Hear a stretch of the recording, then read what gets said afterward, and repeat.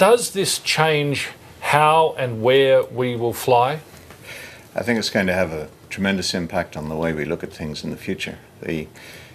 It's difficult not to fly over conflict zones just at this point in time when you look around the world map.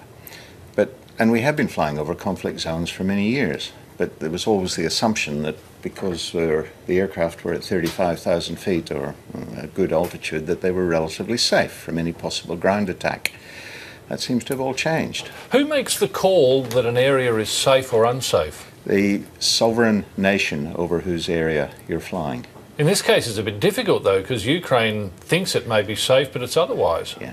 Ukraine had already said that you should not fly below 32,000 feet. They were admitting that there were problems below that altitude, but they thought that it was okay above that height. They were wrong. Aren't we there talking about military hardware that they may not necessarily have known was in the hands of rebels? The Buk missile, ground-to-air missile, can hit planes above 35,000 feet easily. Yes, and it requires special training and special equipment to actually launch that missile. It's not a shoulder-launched missile such as you've seen on Rambo movies and other things. You know, this is something that's very sophisticated, and it's not in the hands of everybody. All right. Is it right then for sovereign countries to make the call about whether it's safe to fly over or not? Well, there are calls now for a meeting of international airlines. You've probably heard of IATA, the International Air Transport Association. I think that's the ideal forum for these airlines to get together and to discuss how this is going to be dealt with. The International Civil Aviation Organization, ICAO, is also looking at it. They have crisis meetings going on as we speak. ICAO and IATA between them will be redefining the way in which we fly around the world. So you're saying that there is a need for an international rethink, and yes. What will they come up with then? What's the model that we're going to move to? That's going to be very interesting. It's a rather different circumstance. We look at aviation security issues and we implement measures at airports, X-ray screeners, body scanners, all of those things, and that works at an airport up to a point. But how can you defend against someone launching a missile?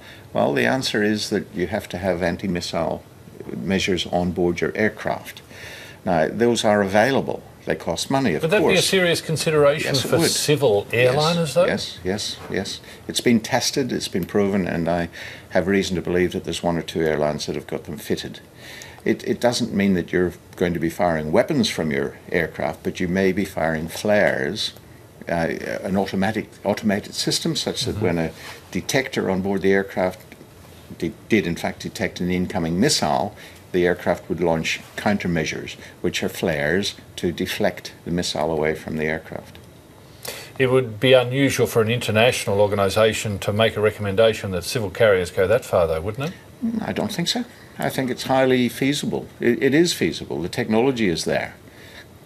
Whether the airlines would be willing to pay the additional costs is another question. There's been some confusion, if I could use that word, about whether Malaysia Airlines was doing the right thing overflying Ukraine at that particular time. Yeah. Was the airline doing the right thing, and were other airlines indeed doing the same thing that Malaysia was doing? Look, they weren't doing anything illegal. They had made a judgment, a risk assessment that it was okay to fly at 33,000 feet above the 32,000 foot ceiling that Ukraine had imposed. Mm-hmm. They were wrong.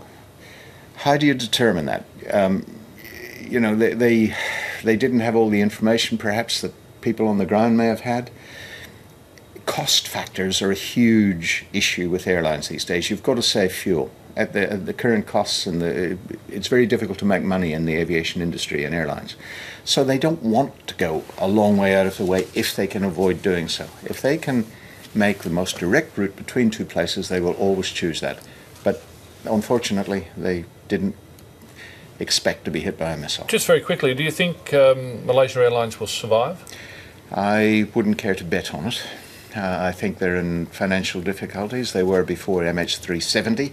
This will only exacerbate their problems, and I suspect we will see a different model of Malaysian Airlines in the future.